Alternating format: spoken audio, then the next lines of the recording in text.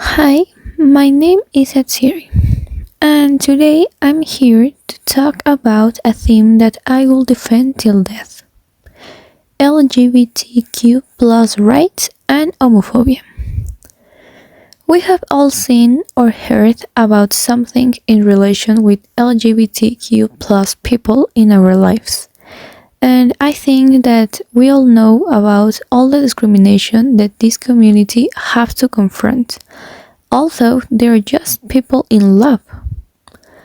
But unfortunately, in some places it goes further than a simple hate commentary, at the point that they can be killed just for being gays or lesbians. I'm not telling a joke. I'm talking about one of the last laws approved at Uganda. In May 2023, Uganda enacted the Anti-Homosexuality Act of 2023, one of the harshest pieces of legislation in the world regarding LGBTQ plus people rights. And we are not talking about simple sentences, because consensual relations between persons of the same sex are punishable by life imprisonment. Also, homosexuality with aggravating circumstances, which includes cases such as relations with minors under 18 years of age or people with disabilities, can be even punished with the death penalty. And the promotion of homosexuality, that is any act considered as promotion of homosexuality, can be punished with up to 20 years in prison.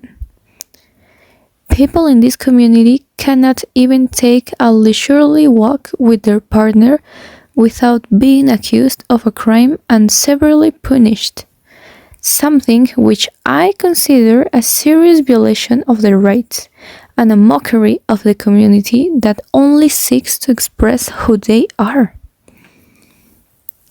But unfortunately, it's not something recent that happened overnight. These oppressions have been going on for years, so I'll go back in time a few decades. Homosexuality in Uganda has been criminalized since the British colonial era, with laws banning same-sex relations. These provisions were maintained after the country's independence. In 2014, the Ugandan parliament passed the Anti-Homosexuality Act 2014, which imposed severe penalties for homosexual acts, including life imprisonment. However, this law was struck down by the Constitutional Court of Uganda in August of 2014 due to irregularities in the legislative process. But all these years of discrimination created a society with an extremely closed mentality.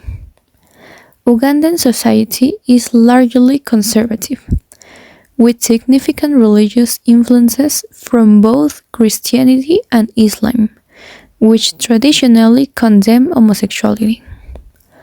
Religious and political leaders have promoted narratives that present homosexuality as a threat to cultural and family values.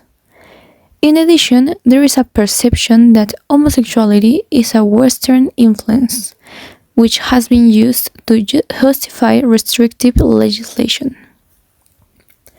And of course, these years of violence have left their mark on the present, especially for those who are part of this community.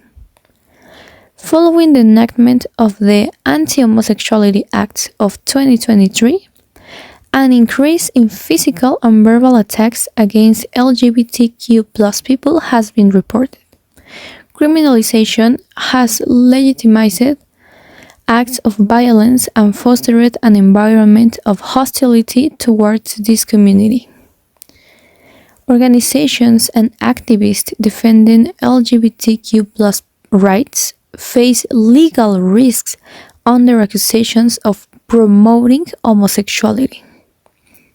This has led to the closure of organizations, arrests, and an atmosphere of self-censorship among human rights defenders.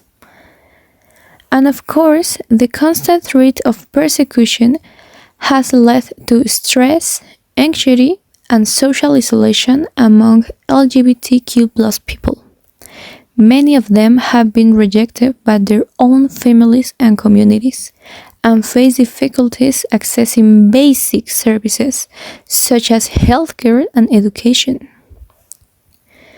But fortunately, several countries became aware of this worrying situation that needed to be stopped. So consequences of various kinds began to appear for Uganda due to its decisions to restrict human rights to such an extent. The passing of the law has been condemned by several countries and international organizations. The UN and the United States have urged the Ugandan president not to enact the law, saying it violates fundamental human rights. In addition, the international community has responded with measures such as suspending economic aid and cooperation programs. For example, the World Bank halted new loans to Uganda in response to the law, and the United States imposed visa restrictions on Ugandan officials involved in implementing the law. Sanctions and reduced foreign investments could negatively affect the Ugandan economy. In addition, Uganda's international reputation has been damaged, which could influence future diplomatic and trade relations. In conclusion, the Anti-Homosexuality Act in Uganda represents a significant setback in the fight for human rights and equality. Not only does this type of legislation criminalize sexual orientation and gender identity, it also perpetuates violence, discrimination, and social isolation of an already marginalized community. At the individual level, these policies deeply affect the mental health, safety, and dignity of LGBTQ+ people, while at the national level, they polarize society and damage Uganda's image in the international arena. Although the Ugandan government defends the law as a way to preserve cultural values, this stance contradicts universal human rights principles enshrined in international treaties. Global condemnation and economic sanctions reflect the international community's rejection of such repressive policies. And ultimately, this situation reminds us that human rights are indivisible and that the fight for equality must be constant, both locally and globally. It is critical to continue supporting organizations and activists who work tirelessly to protect LGBTQ+ people in Uganda and around the world. Only with solidarity, education, and action we can build a more just future free from discrimination. And for finishing my speech, as someone who is part of the LGBTQ+ community, I think this is truly a huge offense against people who have the right to express who they are. It was totally wrong to repress people in such a cruel way in a supposedly progressive time. The fact is that it shows how acts of discrimination can even affect the economy of a country, since a part of society is aware that a person has the same rights regardless of their sexual orientations or gender identity. There's definitely no chance that I will remain silent about it or not try to raise my voice about this years-old problem, since it is right to fight for those who simply want to love and be themselves. It is necessary to fight for those who do not have such a strong voice. Thank you.